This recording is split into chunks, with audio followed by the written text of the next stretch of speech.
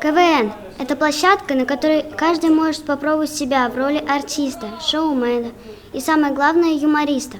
У многих людей при слове КВН возникает ассоциация о шутках на русском языке.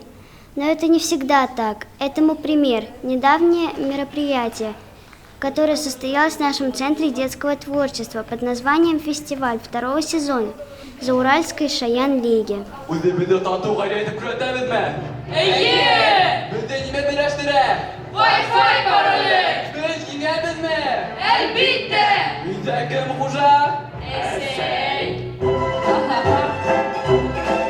На мероприятии выступило 5 команд из разных учебных заведений города. Все они боролись за титул самой смешной и веселой компании. В завершении фестиваля победителям были выданы ценные призы и подарки.